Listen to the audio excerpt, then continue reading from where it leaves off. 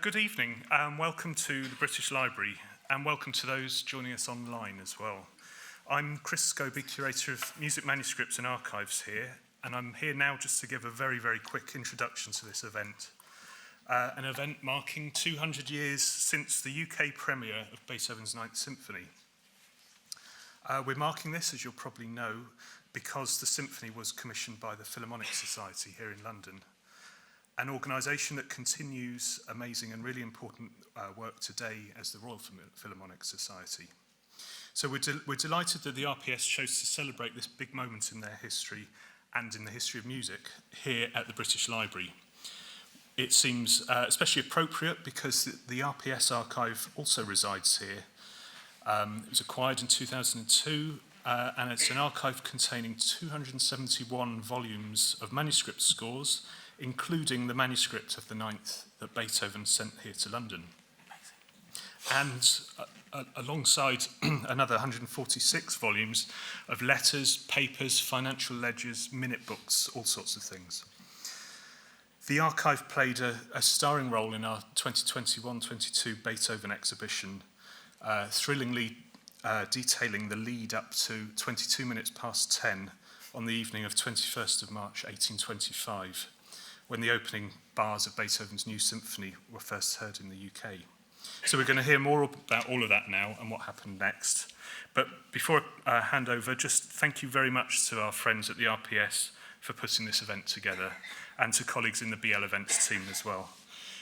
So I'm going to hand over now to Katie Hamilton to introduce the wonderful panel and to begin the evening properly. Thank you.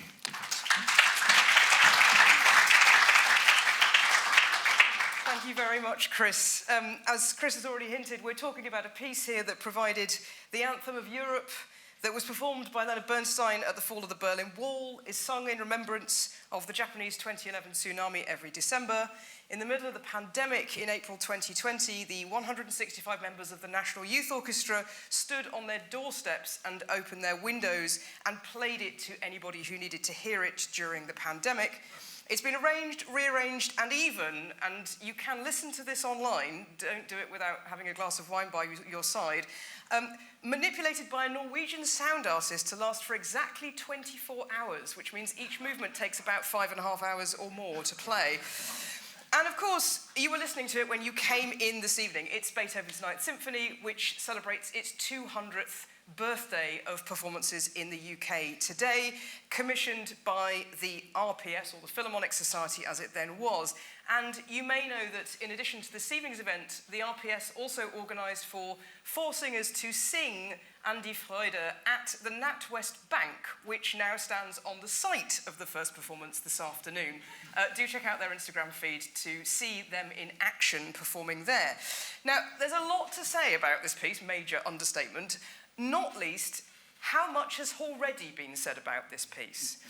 So to navigate us through the history, the reception and the legacy of Beethoven 9 and what it means to performers and composers today, I'm delighted to be joined by RPS Honorary Librarian Liang Langley, who is in charge of the many hundreds of volumes that Chris just explained about. She's looking very dubious. Composer and recently appointed Master of the King's Music, Erilyn Wallen, and conductor Martin Brabbins, who has conducted all 9 of Beethoven's symphonies in a single day twice. Wow. Amongst other amazing feats around this piece that I hope you've got a medal, that he will be talking about later. So welcome to you all here in the Piggott Theatre at the British Library. Welcome to you all watching and listening online. We're going to have a chat between the 4 of us for probably about 55 minutes or so, followed by the opportunity for you to ask questions, and that goes for those of you watching and listening at home, as well as those of you in the hall. So do keep your ears and eyes peeled. If there are things you'd like to ask of our very distinguished panel, then we'd love to hear from you later on. Before we get into the nitty-gritty of discussion, Leanne has very kindly put together some material to talk us through the history of this piece, why Beethoven ended up sending the manuscript score for this performance in 1825. And she's also got some articles, some artifacts from the RPS collection that she's going to show us to talk us through. So Leanne, I cede the floor to you so you can tell us the origin story. Oh, thank you very much. as Katie said, there are a lot of versions of the origin story. You can leave things out and you can add things in, and almost no one queries any of it. I have to sort of deal with what I've got a proof for. I have been accused of making things up because it's so extraordinary, some of these facts. But if we just scroll through a few of them, and you'll say, oh yeah, I knew that, or gosh, I didn't know that. So here's the first one. The commission was a minute, that is a written meeting minute of 3 members of the Philharmonic Society in this book, which we now see before us, the minute book of 1822 to 37, manuscript 280, folio 2. It simply says, resolve that an offer of £50 be made to Beethoven for a manuscript symphony, having permission to dispose of it, that means sell it, at the expiration of 18 months after the receipt of it in England, it being a proviso that it shall arrive during the month of March next. That means March 23, 1823. He had barely begun writing it by March 23. He knew that he wasn't going to be able to meet this date, but he said, I would very happily like to accept that commission, thank you. Now, we'll talk about that later, what that means. But I need to also suggest that 1822 was not the first time the idea of the RPS, as I will call it for its modern name, thought of asking him to do something. Beethoven had a long-standing relationship with the Philharmonic Society right from their beginning in 1813. He loved the thought of England, he loved English musicians, and many of the people who were members of the Philharmonic Society were his personal friends from Bonn and Vienna. Some of them were indeed Austrian and German musicians. So he had a close relationship and was in touch with several of these people. J.P. Salomon is the main one, the man who brought Haydn to London in the 1790s twice. In a sense, Beethoven was meant to replace Haydn in a way for the Philharmonic Society, to be the great composer that could be invited, who would produce new music the world would love, and it would belong to London. And so the money was perceived to be in the reproduction of such a work. Not in recordings or CDs yet, but in printed music and in performances. So that was one of the plans. The first time they mentioned to Beethoven, we'd love you to come and write us 2 symphonies, was 1817. The offer there was not £50, but 300 guineas, which was a serious amount of money. He was very interested and started sketching immediately. He knew the Londoners had money and that they would pay him and treat him very well because he knew the people, he trusted them.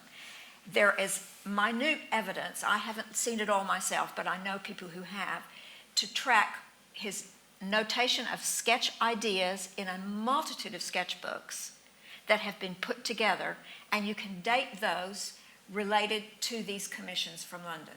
So the notion that a composer always is mulling over ideas is perfectly true. His first idea for what became the Ninth Symphony comes from his love of the Schiller On die Freude, which happened in the 1790s. So from that date, he's thinking of a big symphony. It's not the Philharmonic Society that gave him that idea. That was his own, of course. But by the time he gets to 1815, 16, 17, he starts to annotate other ideas. And in 1817, with that first letter from the Philharmonic, he starts to write real sketches. So there was a deliberate reason that we can say born in Britain, even though he never came, and even though his ideas were his own. The manuscript he finally sent was about 2 years late. It's okay. I understand that. I've had commissions that I couldn't quite make, writing commissions that couldn't quite make. But this is his handwriting dedicating his copy of this particular version.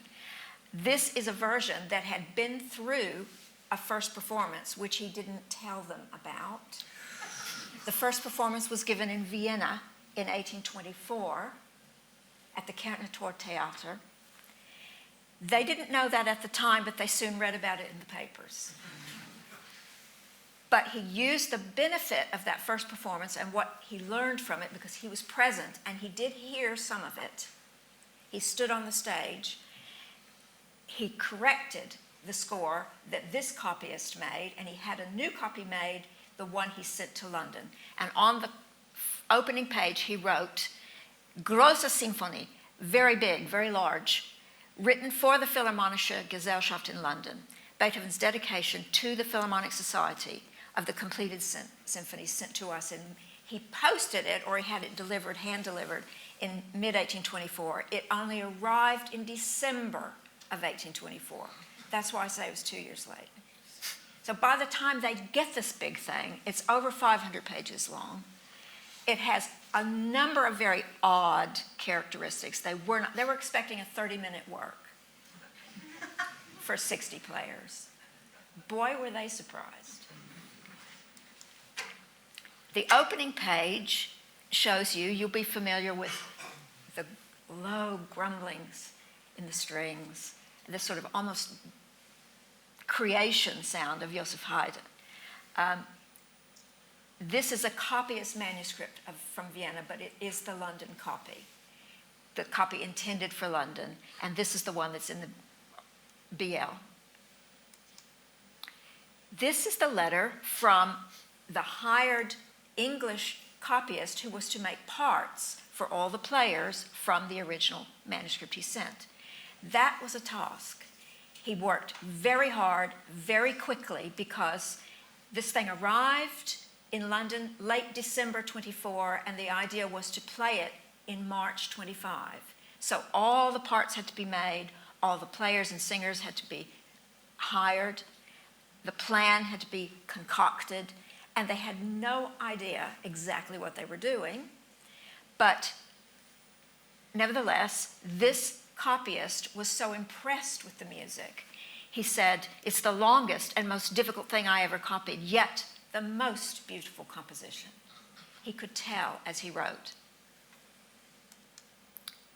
This is the man we call the conductor, Sir George Smart, a painting of about the period, just a few years later. That's not the Beethoven symphony he's holding, that's a glee. Smart was not a conductor in the sense of waving a baton in front of the players. He sat at a keyboard towards the side or the back of the stage. The person who effectively was leading was the first violinist. I've got him in a minute. I'll show. Here's the first violinist, the concert master in certain languages, the leader, Francois Kramer, engraving from Oxford, 1826, so this is very close. He was Erlen's predecessor. He was master of the Queen's and then King's music in the 1840s. A wonderful violinist. He was the younger brother of J.B. Kramer, for whom the Kramer Publishing Company was started in this period. Now I'll just go back to these two. That's Smart. Smart knew exactly what kind of trouble he was in. He saw that score. 9 days out, this letter is from the first performance. He has not hired the singers yet, the chorus singers. 9 days out. It's okay. He also realizes, I don't understand how fast some of these sections are supposed to go. I don't know what in the heck that contrabass solo is in the last movement. Is it for one player? Is it for everybody to play together? How fast should it go? It's called recitativo. They had a fabulous Dragonetti possibility for playing that contrabass solo. Some people think he wrote it for Dragonetti because they had met previously. And Dragonetti had shown Beethoven exactly what a bass could do. But in the end, as you'll see in a minute, Dragonetti was not hired because he asked for too much money. He knew how difficult the piece was. Smart put all this together and thought, this is going to be really difficult. Please, can we rethink? Please, can we reschedule? Please, can we not make a mess of this in case Beethoven does come and in case he would be offended if it doesn't go well? They were full of integrity, the musicians. They knew that Beethoven had presented them with a great piece. They didn't know how great yet, but they understood it was their responsibility to do their very best. They did not want to flub it. But despite asking the directors to please withhold and please change the date and please can we rethink, they said, no, let's go ahead. So this puts Smart in a very unenviable position, trying to bring life to a piece that he did not even understand. There were 2 public rehearsals, which cannot possibly have been real rehearsals. They were read-throughs, what they called trials. They sold tickets to the trials. So it's hardly a real rehearsal, especially for something so complex. There's Kramer. Now, Dragonetti says, if I had seen this music before I negotiated with you, I would have charged a lot more money. It has a lot of notes in it, and it looks impossible, and I can't believe you've asked me to do this, and you've got to pay me for the rehearsals, don't forget. Therefore, he is starting to say, I'm not sure I want to do this, but I will. And they said, well, not for that amount of money. No, thank you. So they hired the second contrabassist to play, Anfossi. His father had been the opera composer, Pascal Anfossi. So he says, I beg leave to add, I saw the score of Beethoven last Sunday, and had I seen it before I sent in my terms, I would have asked double. They said, well, we wouldn't pay you double, and we don't even want to pay what you've asked. So the Philharmonic Society rightly got a reputation for being a bit hard bargaining because they didn't have a lot of money. There's another story behind all that, which I won't bore you with, but their own finances had begun to sink in the 1820s because they were purchasing this brand new gorgeous concert hall in Regent Street where we were today. It's not there now, it's the site. But there was tension inside the Philharmonic Society about how much money they were spending on Beethoven, on rehearsals, on all these instrumentalists, on all the extra singers. And the feeling was, this is a weird piece. Why are we doing this and spending all this money? So naturally, when it didn't go well at the final performance, there was even more embarrassment and division inside the Philharmonic Society. This is the program of the first night it was given. This is George Smart's private copy on which he annotated exactly what time everything started and finished. So we have a marvelous eyewitness report. It was a 2-hour first half with a lot of individual pieces. You can see there was a Haydn symphony, then some chamber music, 2 vocal solos. They had to justify paying all the soloists, they gave them more music to sing in the first half, of course. Then Act 2 only started at 10:20. And the piece itself took 65 minutes, so they finished at 11:25. But I think Beethoven was clever and ahead of his time. He knew that a CD would hold 64. So I think that's how he decided what to expand the length. It was a very long evening. The music, the text was printed for the songs. On the back of this program was printed in Italian the words to the Ode to Joy, because it was sung in Italian. The words arrived in German, as they should have. These Philharmonic Society musicians looked at it and said, oh, we can't sing German. We don't want to sing German. Nobody will understand that. This is London. These people might have been to the opera. Let's do it in Italian. They hired 2 different people to produce some sort of Italian, Gioia fra tutti. So that didn't work very well, but that's how they sang it. It was not put into English for English audiences until the 1830s. So that's another reason why it was not necessarily well performed. But on the back, the original Italian that was sung that night is printed on this. And George Smart took this very copy and showed it to Beethoven in person in September 1825, when he went to see him, and said, how do you want this to go? What's supposed to happen with that contrabass solo? We sang it in Italian. What do you think of that? So he had a frank conversation, but it was a little too late. This is the building where James and I went today. That is now a NatWest Bank, or what remains of it is. The building with the caryatids holding up the balcony. It was called the Harmonic Institution. It was designed for free for the Philharmonic members by John Nash, who was, as you know, the architect of Regent Street.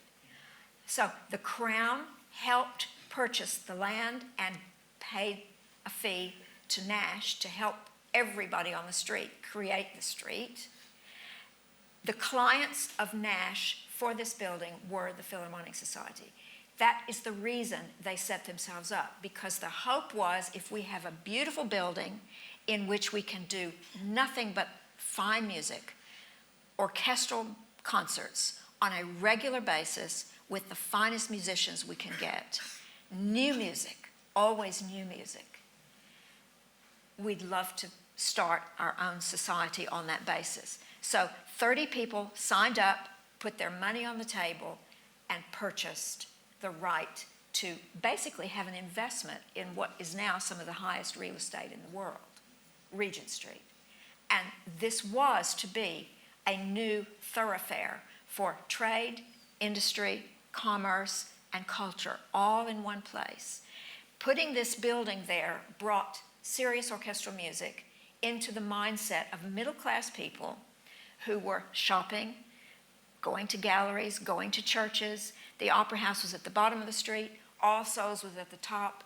Music was in the center in this building. The plan was also to have a training school, what later became called the Royal Academy of Music. So it was coherent as a plan. In practice, it didn't work in every aspect. But Beethoven was central to that vision of creating fine music in the middle of London at that stage, the West End, the new West End. The building on the right, which you see with columns, is now the Apple Store. So if you know your Regent Street, you will understand where that is. It's a prime position on a corner that was very awkward. Rather than cut off the corner, Nash decided to top it with a beautiful rotunda so that you could see that's where the street slightly curves. He was thinking partly of High Street, Oxford, a very wide, some of you know the Oxford High Street. Curves a little bit, very wide, and mixed use there. So this was for people to enjoy. And there were shops down the way, and then the Regent part, the curved part, is further south. This is the interior of the hall where the piece was given. Players on the right-hand side on a platform that was 4 feet higher than the floor, and the audience came into the main building and entered through a beautiful staircase in the middle and could come out that door or a door at the back. I've put this in because it's the only view we have of the interior of this building that is from this period, 1825, 26. A couple of the people who are playing instruments on that right-hand side can be identified as Philharmonic players. Robert Linley, the famous cellist, is one of them, with his spectacles playing there. But this is a fanciful image. It's not necessarily a real event. So that gives you a feel for the beginnings of the story. Thank you. And perhaps worth adding just the whole question of this being sung in Italian, that of course what we now think of as the Royal Ballet and Opera House, which was the Royal Opera House for many, many decades, only became the Royal Opera House at the end of the 19th century. Prior to that, it was the Royal Italian Opera. And Wagner was sung in Italian at the Royal Italian Opera. You didn't sing stuff in German because Italian was the language of opera. So yes, that is part of a kind of long-standing tradition. It's not just a sort of bizarre aberration with the Beethoven. No, exactly. Martin, when we were hearing from Leanne about the tiny number of rehearsal days and the singers not being booked 9 days in advance, you were squirming horribly. What's your experience of preparing this piece? How do you think it would have felt to be smart in a circumstance like that? Good evening, everyone. Thank you. That was so interesting. It was fascinating. I suppose one of the things I always, when I'm thinking about music of that period or any old music, is what must the impact have been at the time of this music with which we are now so familiar. So I don't just mean as audience members, but as performers. How would they have approached putting on something like this? So I imagine we could compare it to the drama and anxiety of the Rite of Spring premiere in Paris in 1913. You know, this was of that order of magnitude of complexity. And I think it's, from my perspective, actually thinking of the Beethoven, all 9 symphonies, they're all masterpieces. And they all get more and more challenging in different ways as the 9 go on. He reinvents the form right throughout every piece. Remarkable in that sense. And I think I can only imagine that the premieres of all of them must have been pretty horrendous, actually. And I don't know, but I mean, same with Mozart and Haydn symphonies. They are not easy to play, you know. My wife's just played in the Bear 82nd Symphony of Haydn. She spent weeks preparing the second violin part, you know, and so these things take time to really assimilate and put together.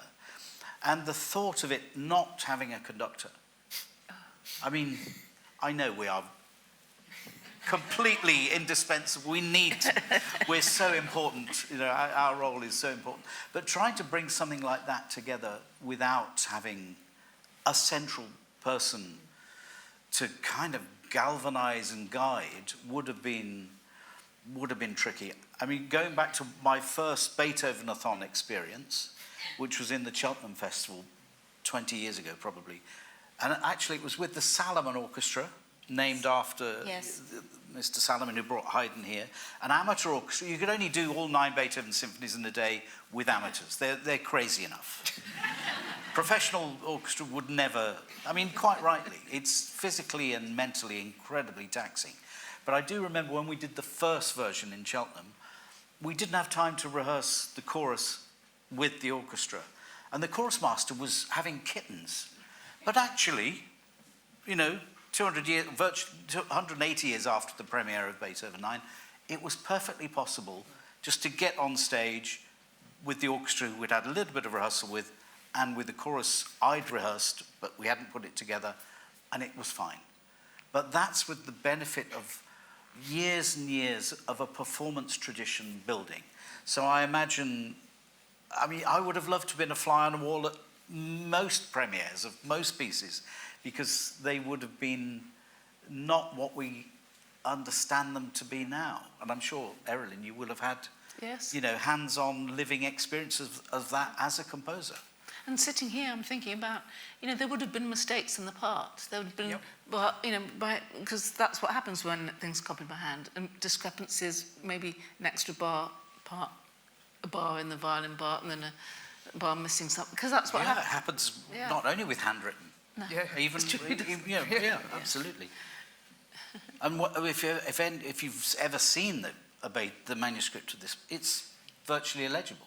A lot of it, isn't it? Oh, yes. You know, I've seen a photocopy of I don't know which version of it was, but I'll tell you where I saw it. It was in the San Francisco Symphony Michael Tilson Thomas's dressing room in the Davis Hall in San Francisco. I was doing a concert there, and he had in his green room the whole manuscript there, right next to his piano, as an inspiration for him. And I remember glancing at various pages, and the copyist, I mean, to say he had a hard task to prepare it from late December to March is a real understatement, isn't it? Yes. And the trumpet parts were as complicated as the string parts. Well, that's the other thing about the piece. It kind of takes on the use of instruments to another level. You talk about the bass and cello theme as it became, which opens the last movement. And particularly some of the writing for the French horns, the fourth horn part, which is normally just playing a few low parts here and there at that period, has a massive solo in the slow movement. I mean, and as in one of those letters, I was able to decipher that the trumpet parts were as complex and as long as the violin parts. Yes. And of course, in classical music, of that period, It doesn't happen. that simply doesn't happen. Trumpets will be there to reinforce moments, and of course, as an ex-trombonist, the trombone parts of this piece are really quite splendid, particularly the bass trombone. who plays along with the recitative theme at the beginning of the finale. So, in so many ways, the piece is bonkers. Yeah. Isn't it? For its time. Nicely It's put. bonkers. Erilyn, I'm curious, the kind of the story that Leanne laid out for us of effectively the longevity of Beethoven's compositional process, this first idea about setting Andy Freude back in the 1790s, and then this kind of repeated attempts before finally it sort of gets to where it needs to get to. Is that something you can relate to? I think that would chime with a lot of composers, because basically we're always looking for ideas, or we might see a text, a poem, and you think, oh, that would be good to do. And then an opportunity comes in the shape of a commission. And sometimes you don't start from scratch. You think, I've always wanted to do this. This is an opportunity to... But it's difficult being a composer, because you've got strands of ideas for different pieces all the time. But there comes a moment when occasionally you think, yes, I can do that. And how do you think you would feel if you had written a huge symphony and then sent it away to another country for its premiere and then not gone with it? I mean, that must have been... I realise there's all sorts of reasons why Beethoven didn't end up coming, but the idea of that all happening at such geographical remove, I can imagine for him, for a composer, it must be very odd. I think it would have been quite tormenting. I've written a few pieces, not many, maybe 2 or 3, but I've actually not been able to be premiere, maybe over the last couple of years. And it really hurts me, because I feel, you write music, but until you've heard a performance of it, it's never... your job isn't fully done, however good or bad the performance is. So for him, but certainly Beethoven had this internal imagination that was like nobody else's. So, but yes, it would have been painful for him. I think having conducted many premieres, not having a conductor there is definitely a negative. Yes. Even with young, I did a couple of premieres recently with pieces by young composers in Copenhagen, and they weren't Beethoven 9, but each of the composers was able to elucidate in something which helped everybody, myself and the musicians included, come to a different understanding of their piece, because notation is notoriously limited. Yeah.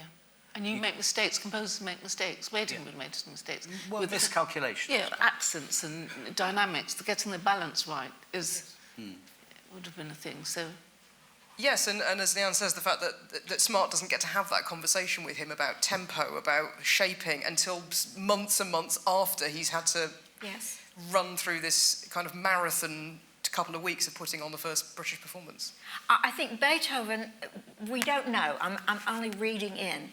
He had experienced the first performance himself in Vienna. Yes, of course. Yes. So how much he could hear, we really do not know. But at those rehearsals, and that was much better prepared. It was a complicated rehearsal schedule in Vienna. You probably know more about this than I do. And there was money to pay for that. And there was no doubt that, yes, we throw everything at this because this is our great hero. The big debate there was, should the premiere be done in Vienna or Berlin? Beethoven wanted Berlin because he was trying to make a big national statement and be noticed. He never felt really loved Beethoven. Amazing, isn't it? He never felt totally accepted. But he had ideas, artistic ideas, and I think he heard things in his head. You have to be able to do that, even if you do have hearing, but you also have to hear in your head what you want, and you envision it.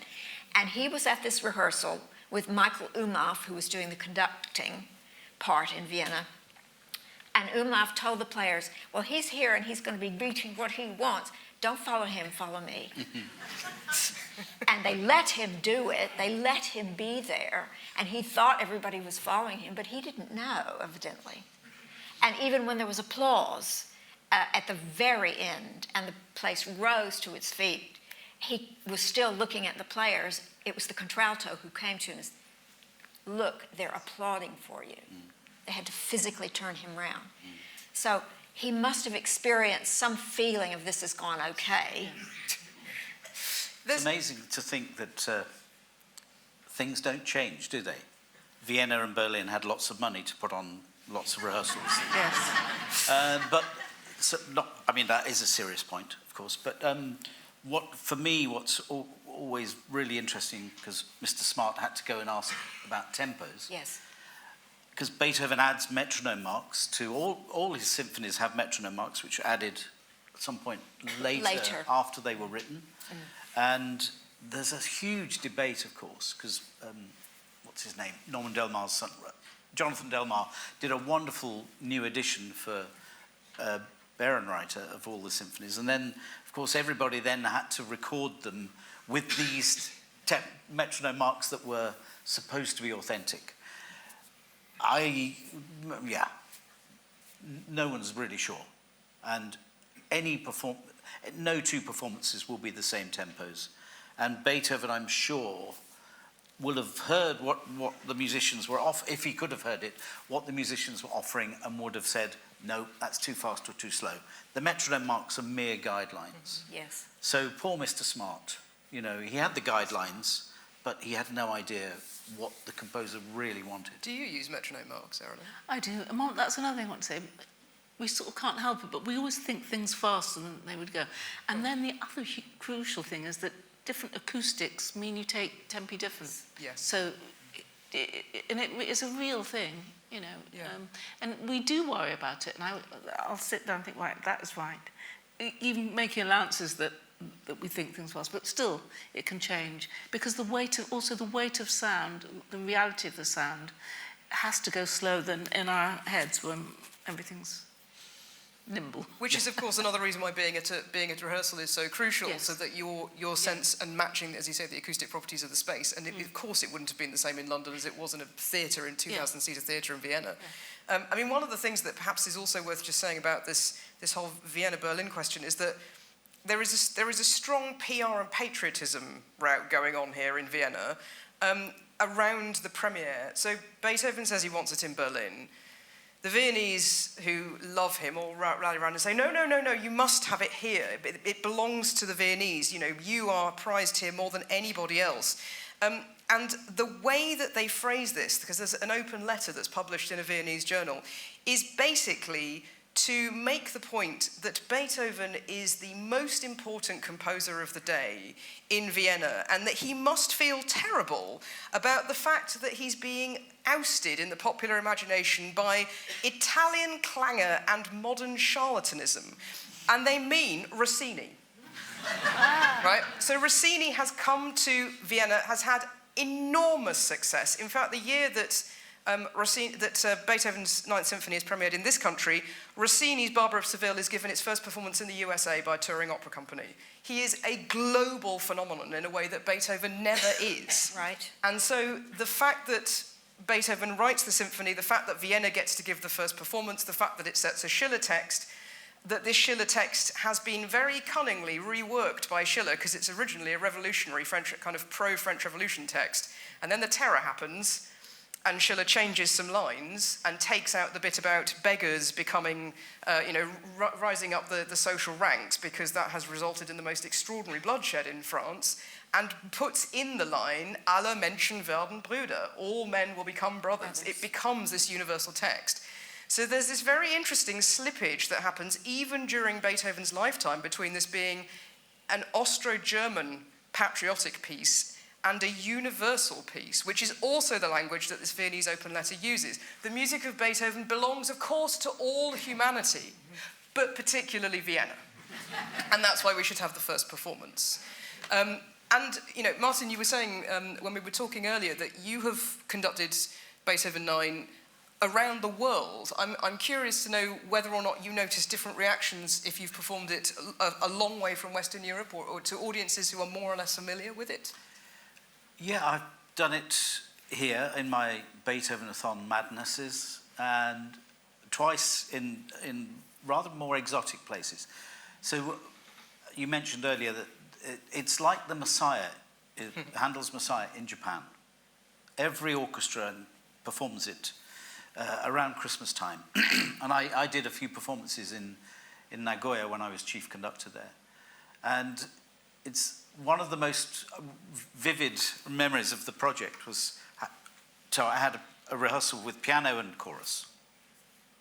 So I turned up in the rehearsal space, There's a piano and 200 Japanese people standing up, having memorized Beethoven 9 for the rehearsal. And we rehearsed. I mean, it was pretty tricky in terms of communication, but I had an interpreter for this, and their German did leave a little bit to be. I hope there are no Japanese people here that I'm offending tonight, but their German did leave a little bit to be desired. But their passion and enthusiasm for the piece was unbelievable. I mean, as was the response from the audience. And then the other place I've done it, we just did one performance. It was in Mumbai, in India. So I've had a relationship with the Symphony Orchestra of India for a few years. They do a couple of short seasons every year, one in February and one in September. And on one of those visits, we did Beethoven 9. And again, it was, the orchestra is a mix of nationalities from all over the world, incredible group. But the choruses, of course, usually they're local. So, and big choruses don't exist in India. There were a couple of university choruses that we used, but it was still not enough folk. So we imported the state choir from Kazakhstan. And I have some, they speak Russian, and I studied in Russia back in the late 1980s, so I had some Russian, so I could communicate with these people. And I do remember having to stop one particular rehearsal and saying, you know, I was getting really cross with them. I said, "You're not the Red Army, for goodness sake." They were singing this as though they were wanting to batter down the, you know, whatever was in front of them. But again, in the end, it was a hugely joyous experience for everyone. And I think what we should never forget is the finale is great, but the other three movements are equally amazing. I mean, just when you put up the manuscript of the beginning of the symphony, I mean, it's extraordinary. As you mentioned, you know, it is like the world being created. The scherzo is just demonically, wildly energetic, as often is the case with Beethoven's scherzos. And then the slow movement is one of the most eloquent and sublime variation movements he ever wrote. And I think you know, dare I say, the 8 symphonies that came before it are also pretty good.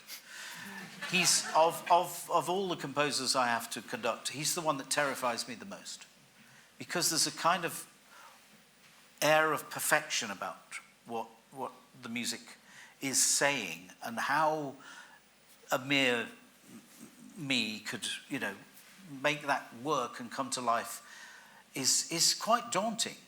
You know, it's really quite a challenge. I always find it, quite something to deliver, and not only the 9th, but, you know, I'm about to do the 7th, and I've got to, you know, gird my loins to make sure that I know exactly what I want with every phrase and every expression mark and every moment in the piece. So, yeah.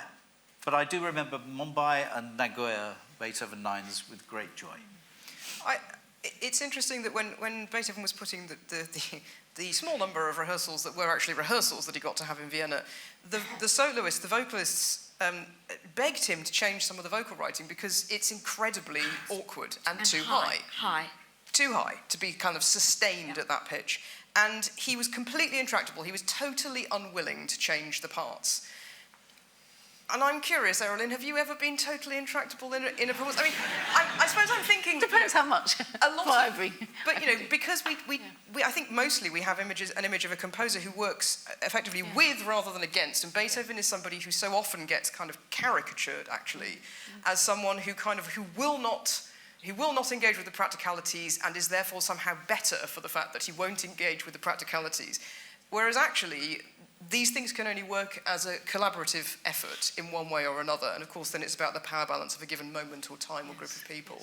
So, I mean, have you ever found yourself desperately wanting something and having to kind of effectively persuade performers that, no, you really do want that, even if it is awkward or hard or problematic? You know, I think it's the job of a composer to be, that's our main talent, to be honest, after to be persuasive. I remember arriving in for premiere in the States, and there was a singer who was saying she couldn't, it was a work for soprano and string quartet, and she was saying, I just can't sing it, I can't sing it. I arrived, they said, look, she's not going to sing it. So I had a rehearsal with her, and it was quite tricky rhythmically. She had a beautiful voice, but I observed that she was wearing a wig, and so we were getting on quite well. I said, I think I know the solution. I think you could try a different wig, and then that did it. Bravo! So I don't know, it's persuasive, but then there are times, and I'm quite, you would say I'm quite collaborative. I want things to work practically. I want, composers have to learn from the performers because they spent their lifetime. So if they're saying this is not possible, you have to take. But occasionally, there are times you think, just hang on a bit longer, just spend a little longer with the music, and then you'll gradually. That's I have to say one of the problems of writing music now. We don't often get a lot of rehearsals, but I mean, as a teenager, that was my life, Beethoven. But you'd spend months and months. So that's my attitude to practicing, is that you spend a long time with it, and gradually over the time you can absorb these technical difficulties. Do you remember the first time you heard the symphony, when you first got to know the Beethoven symphonies? But I have to say, as a teenager, my go-to was number 7. That was always. Yeah. I was just besotted, and I had a piano teacher who Edith Vogel, and she was a real Beethoven specialist, and she I don't know, she had a particular way of teaching and make me understand how he manipulated rhythm and everything to do it. So I always feel, yes, his music has this tremendous force of will, actually, and energy in life that is like no other composer. You were nodding there, Leanne. Was number 7 your kind of gateway drug as well? Well, yes, it has everything, and it's tractable in a way for a listener. So it's useful to bring new listeners in that way. In the Philharmonic repertory, 5, 6, and 7 were the most frequently performed between 1813 and 1912. 1 and 9 were the least often performed. And I'm sorry to say this, 9 was often done without the finale. Yes. Which was very standard in Germany too. Oh, you know what I'm talking about. But Queen Victoria did say in 1843, please can I have the last 2 movements together? And she lopped off the first 2. So this idea was kind of common in Britain, that you make something more accessible by doing it in bits. It's not a bad thing to call it chunks, but it helps the listener, it helps the players. The more they can play something and feel comfortable with that section, that bit, and see how that fits in with the next, it helps. Sounds a bit like Radio 3 now. Yeah. Sorry about that. Just one going back to the composers writing things that are difficult. If Beethoven hadn't written things that were difficult, then the next composer wouldn't have taken things to the next stage, and so on and so on. So I think there are composers who simply don't compromise, and I can remember some that I've dealt with. Birtwistle, for instance, he just would, what he wrote was what he wanted. The most severe person I've ever had to deal with on that score is Stockhausen, who was rather unpleasantly insistent on how, and very unfriendly to players. So that then causes its own resistance and so on. But, Peter Maxwell Davies wrote ludicrously difficult things for trumpets and French horns. But now all trumpet players and French horn players can play these things. Mm-hmm. So in a sense, it takes music on to a different level. I think one of the problems with the ninth, the repeated high A's in the soprano chorus parts are the particular thing that all choruses will tell you about. It's a little bit the same in the Missa Solemnis. So, that maybe is a different thing, because that's a question of stamina, just dealing with your vocal cords, and it is a massive challenge. But I'm kind of supportive of a certain amount of impracticality for composers. Not too much. Well, I suppose it's the difference between practical and conceptual difficulty. Yes. There are both, right? That something can be technically possible, but there's a kind of mental block. You just need to change the wig. And then you will get yourself into the right headspace, like Rite of Spring being, impossible, and now the domain of all very good youth orchestras. You know who brought the piece alive for London, finally, and convinced everybody of the greatness of this work? Hector Berlioz. When he conducted the Ninth Symphony twice in 1 month, or successive months, in 1852, inside Exeter Hall, now the Strand Palace Hotel, with a hand-picked orchestra, very large, over which he had complete control. He had 7 full rehearsals, paid for by new money, industrial British money, railway money, building of the railroads. And he had a huge professional chorus. And the electricity of that performance grabbed listeners, one of whom was George Grove, who said it was a night I will never forget. And from that developed his own interest in other Beethoven symphonies, wrote program notes, dictionaries, articles, amazing inspiration that came from a personal experience of a listener hearing something that made sense for the first time for a lot of people. Again, I don't want to over-stress the importance of conductors.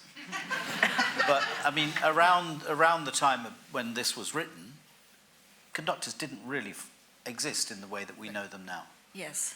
And it was only with Berlioz and Wagner that there was any kind of formulation of what a conductor could do, with the beating patterns and the obvious things that had never really been thought about at the time of the premiere of the Ninth Symphony.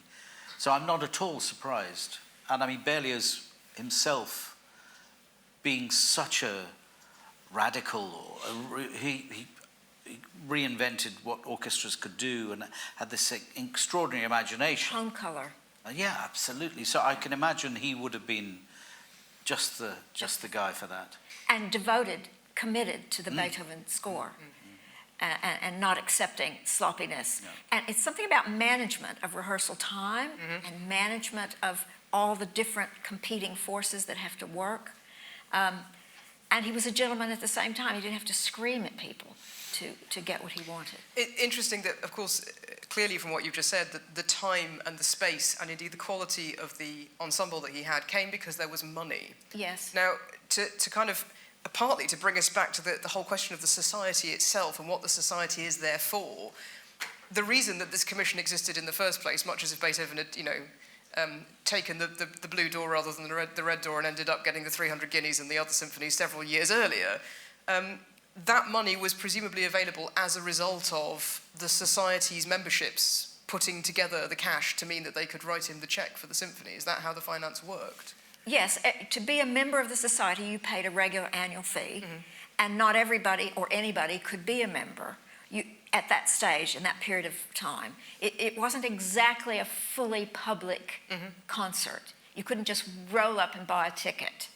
You had to be a member, and to be a member, you not only had to pay the fee, you had to be approved as a member because you knew somebody. There was not a theory test or anything like that, but one did have to show that one appreciated music. It was meant to be a higher intellectual experience for a while. I mean, it changed gradually as they realized there was a public.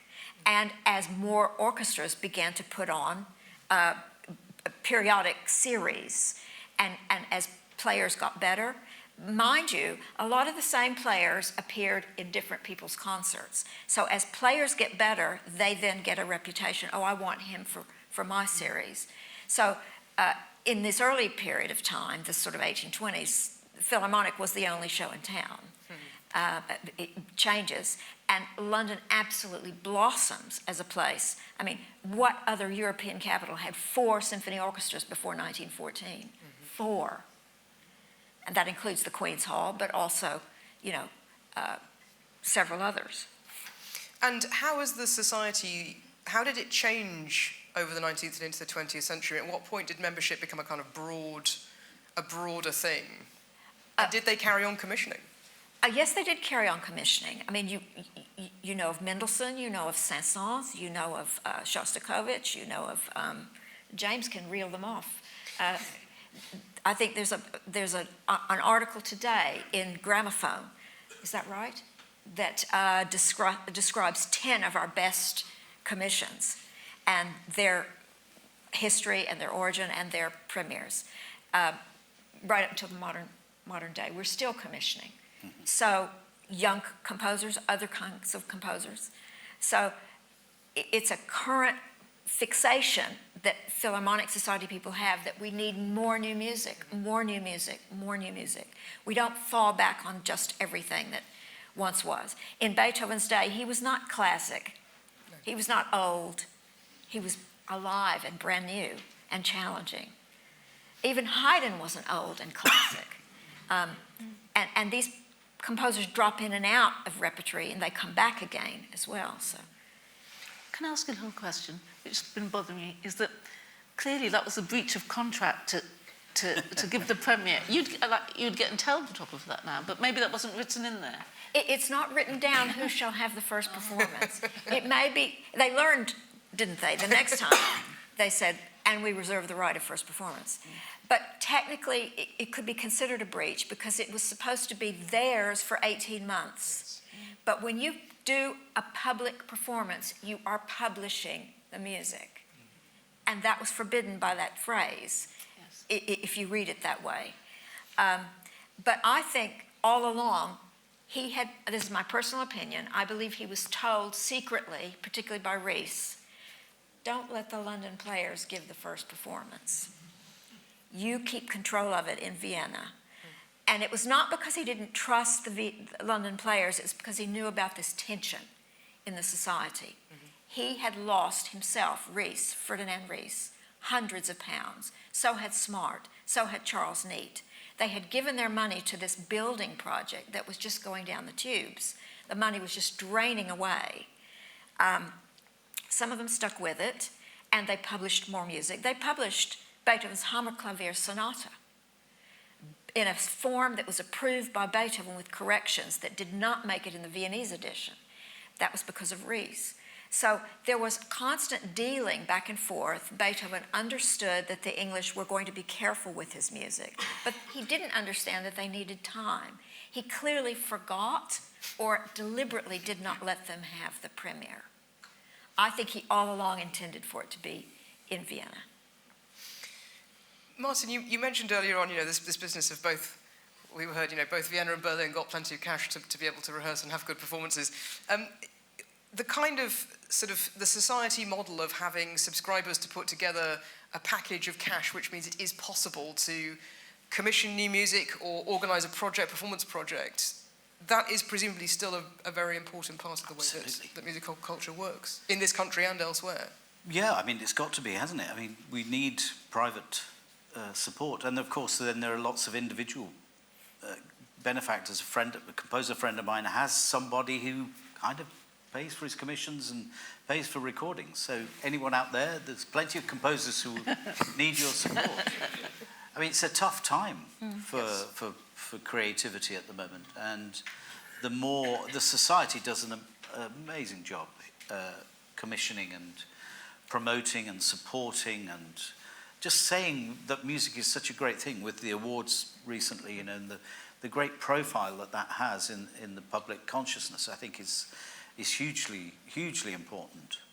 But yeah, I mean, money is tight in the arts, particularly it seems here. I've just done a project in Copenhagen I mentioned, and money didn't seem to be an object there, with rehearsal time, with all the facilities we needed, and wonderful support for the project. So that's perhaps something that's a little bit challenging at the moment here.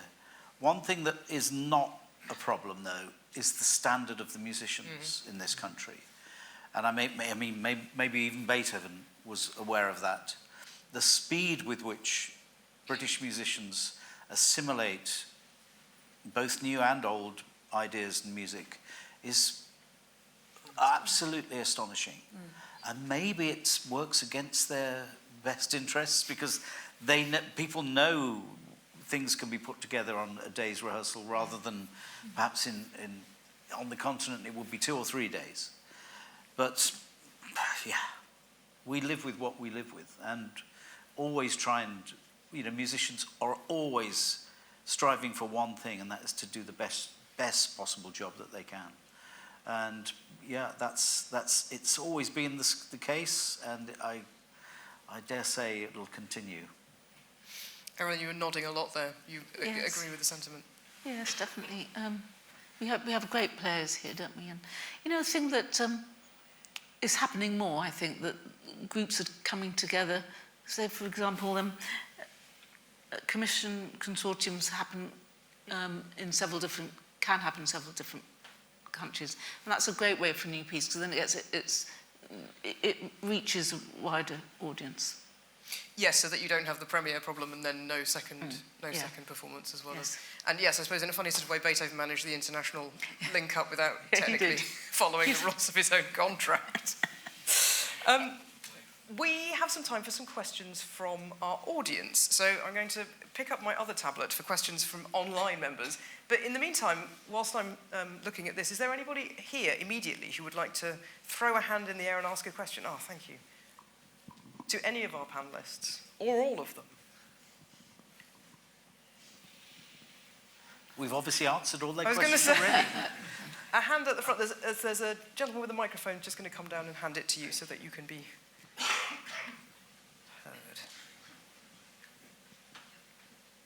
Very good. Thank you very much. I think it's really, I'm after a brief clarification, that the society and its members, they're fans coming together, or they're professionals? So you have to pay to be a member, and you have to demonstrate some understanding of the music. Are they professionals, or? Some of both. Some Right. of both.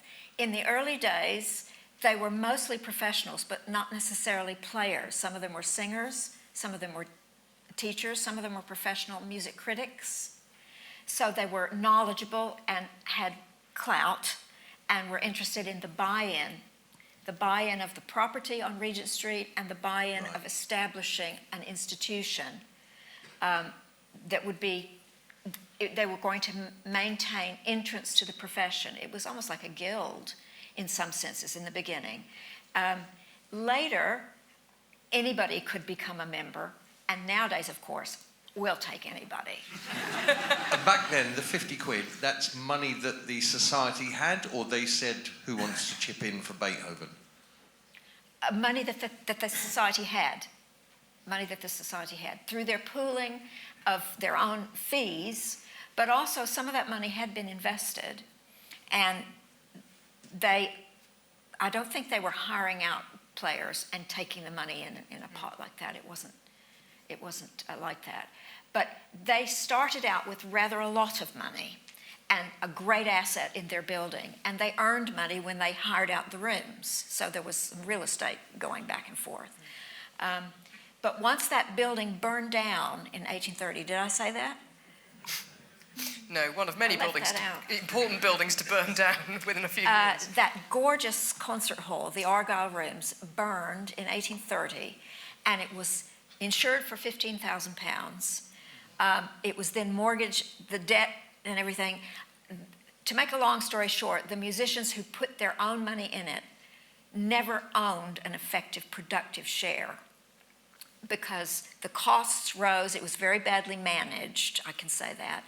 And the costs rose. People who kept putting money in finally said, I'm finished, I'm not giving you any more money, and others pulled out and gave up the money they had already put in. Losing, Smart was one of them. He lost thousands of pounds of his own personal money, having invested and got nothing back. But he kept conducting, he kept playing, You know, music is a business. You have to keep doing it, and every musician has to pay the gas bill. Yes. So, you know, you just keep working. Couple of questions coming online. So the first from Graham Elliott.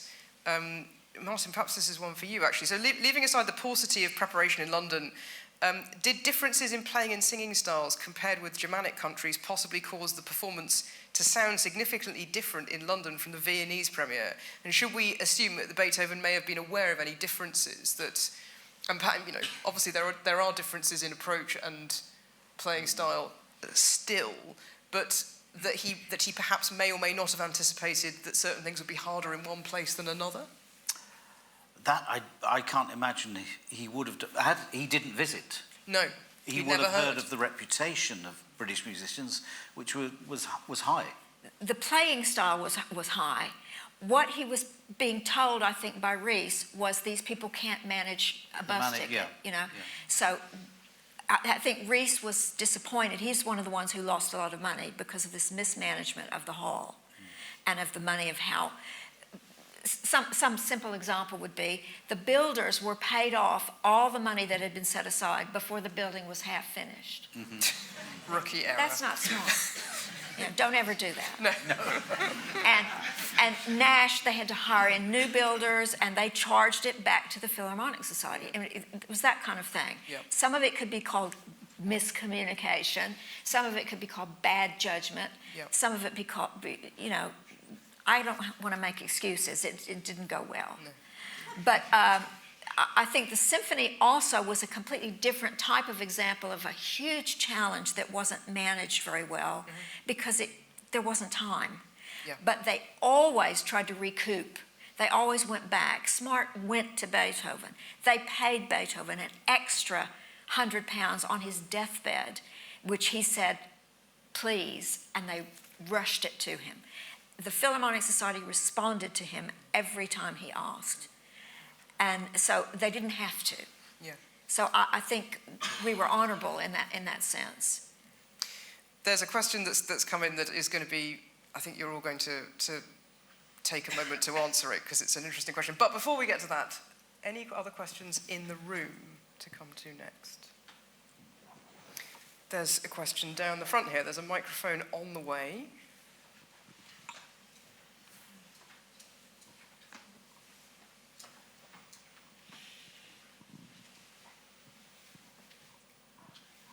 Thank you all very much for your contributions and the insights that you brought to today's discussion.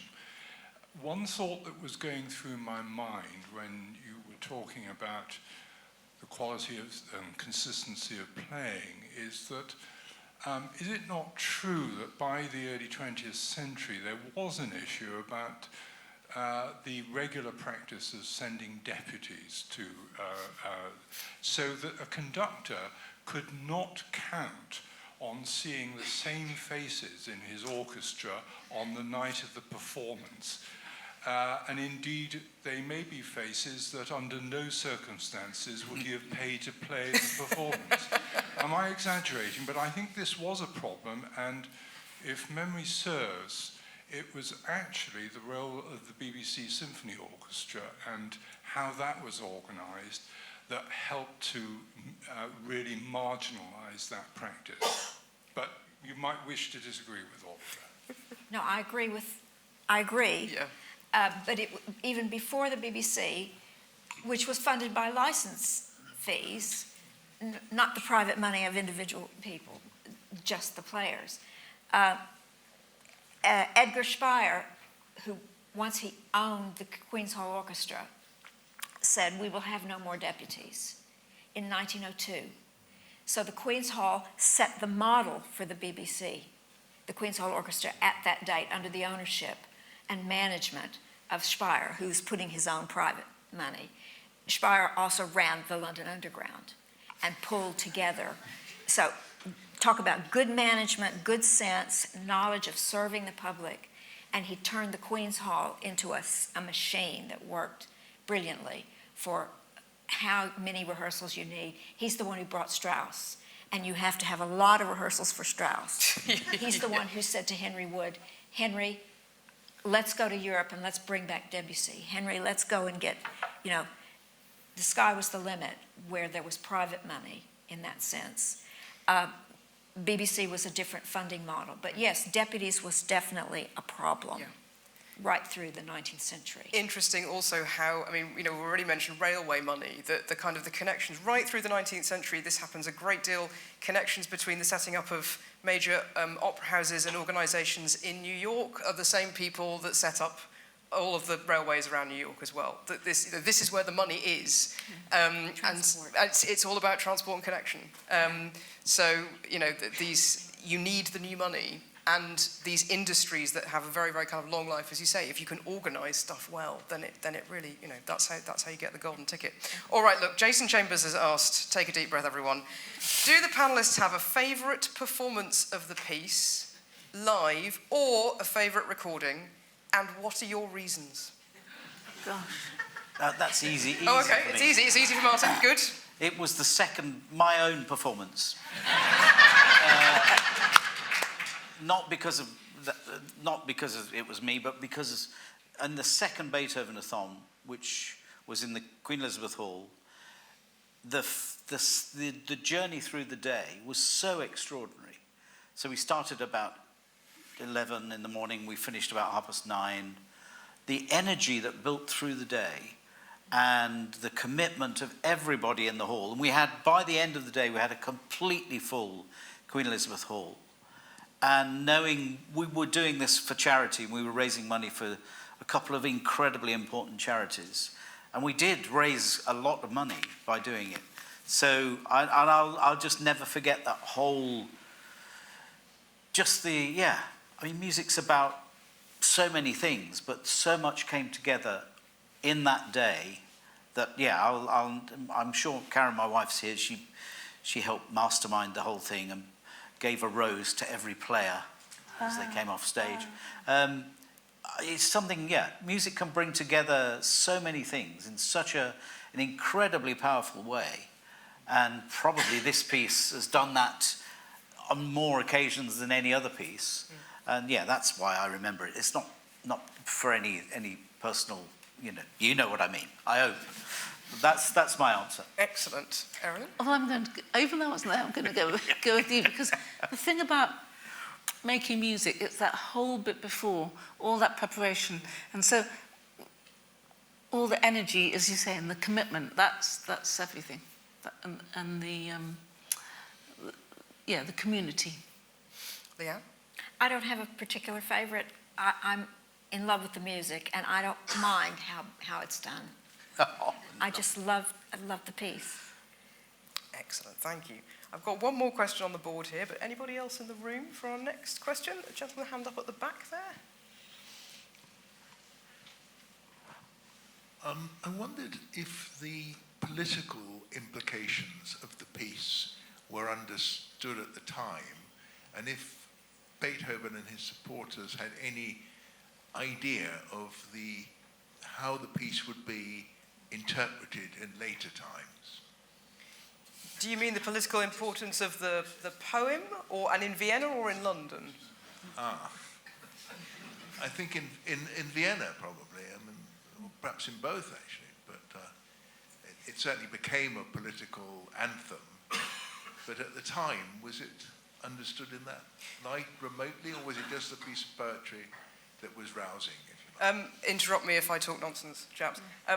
My understanding is that Schiller wrote this as a political poem, and it was very, very strongly influenced by the strong pro-French feeling of various artists at the time of the French Revolution, which is why there were several lines in it that were specifically about changing social status, that this was a kind of rousing poem to bring people together in celebration of democracy in a very kind of, early form at the time. Schiller then changed the text when it became clear that the aftermath of the French Revolution was an incredibly bloody thing. And that is the point at which the specific references to the French Revolution are taken out by Schiller, and he changes the lines to be more universal in their context. That's when we get the all men become brothers rather than all beggars become kings line. Beethoven knew both versions, and And it was set by other composers. Schubert set it in 1815 as a song with piano accompaniment, something we almost never hear. He set it the same year he set Erlkönig, which is to say he was 18 years old when he set it. He didn't hang around agonizing for years. He just set it and then wrote another 500 and something songs. But it was also quite famously difficult to set. It was a text that was referred to several times in newspapers over the next few decades as just being quite difficult to know what to do with, which clearly was something Beethoven felt because he kept coming back to it and sort of scratching his head. So yes, it was understood as a political text in its German manifestation in Germany, where it remains something that holds, great kind of cultural pride. And actually, I remember the first time I spent significant time in North Germany in about 2005, 2006, I was in Hamburg, and there was a brand new city campaign around trying to get people to throw their rubbish away in public waste bins. And they'd made slogans, stickers on the bins to try and encourage you to, put your rubbish, don't be a litterer and so on. And one of the stickers said, "Seid umschlungen Millionen," which is a pun on the German word Müll, which means rubbish. But it's a pun on a line from Andi Freude, because it was expected that everybody would know Andi Freude. So it's very much part of kind of German popular culture still. Everybody knows that poem. The fact that it was being sung in Italian in London in a not very good translation by people who'd had about 10 minutes to rehearse it, I suspect means that it didn't have much in terms of political significance. No, you just have to look at the reviews. It said, what is this last movement? I mean, if he could just get rid of that, we'd be fine. But it's about expectation. Yes. When you go in, what are you thinking you're going to hear, and Yes. then what do you get? And the feeling was just swimming around in nothing. What is this? And it's not just because it was not a wonderful performance. I think it's a very difficult work. Yes. And we just have to keep saying that. And its landmark benefit is partly the string writing, the brass writing, the wind writing, the combination of elements, but also helping orchestras that were yet to be born. And the Philharmonic of Vienna started as a result of the success of that premiere in 24, but it wasn't founded until 1842. The London organization was already a Philharmonic Society. We were the first Philharmonic in Europe, but the orchestra was not the Philharmonic Orchestra. It was the Philharmonic Society who every season set up a new hire of players. It wasn't a standing orchestra like we think of. But the Beethoven Ninth Symphony is the single work that was so challenging everywhere it was first encountered that it forced new mechanisms for what an orchestra is supposed to work like and what you might need to do in terms of rehearsal, planning, money, a combination of singers, soloists. I think that was the strangest element for the London context. We have the oratorio tradition. We're used to having singers with orchestra. That's not the problem. It's the idea of what is this text doing in the middle of this piece, and how do we join those two? That was the challenge here. I don't think it was perceived politically, no. Too much of a challenge Here, in other ways. at that date. Yeah, and indeed there's a sort of honourable tradition of a big, extremely difficult piece leading to the formation of the society, because the Bach Choir is founded in 1875. Yes. Because they decide that they're going to do the B minor Mass. Yes. All of it, which has never been done before in the UK, and it's sufficiently successful that it then becomes a long-standing society rather than just one performance. That the kind of, as you say, the necessary mechanisms to galvanise that Yes. enormous thing, that enormous bringing together of people, once it becomes possible and you've got the driving forces and the spaces and everything else, well, then off you go. Then you've got the thing in place. Mm. Any final questions before I bring us to a close? Great audience. Any final comments that any of you would like to make? Fidelio was also a political statement by Beethoven. Yes. Yes. Yes, indeed. So just for the benefit of those at home, the gentleman just said, Fidelio is also a political statement, which, yes, very much so. Fidelio is not known in England at the point that the Ninth is done here. I mean, that's the other thing that perhaps we should say, that Beethoven's reputation in this country rested on very different pieces from the reputation it rested on in Vienna, where Fidelio was a thing that had been performed multiple times. In this country, Christus am Olberger, Christ on the Mount of Olives, which is a choral piece because of our choral tradition, which we never hear anymore, and his folk song arrangements, which were published in Edinburgh and were very, very popular in domestic circles. So the idea, which is another reason why this thing must have felt like it landed from outer space. Right. The kind of Beethoven that a British audience was used to was not the Beethoven that we now think of, that is primarily the symphonies, the string quartet, some of which he didn't intend to be played in public and are really, really hard, kind of both performatively and conceptually, and piano sonatas, again, many of which were not performed in public until many decades after Beethoven had died because they were considered to be too difficult. So our 21st century perception of Beethoven and what his music is very, very different from those brave players and audience members who were there in 1825. One of the big pieces was the septet. Yes. Everybody loved the septet, and it appeared on many, many programs. Yeah. The 8th Symphony was not done until after the 9th. But they had the performing material, they just didn't do it until 1826. So it's not what we expect. And that's half the fun of it. Well, look, thank you so much, Martin, Erilyn, Leanne, thank you so much for your time.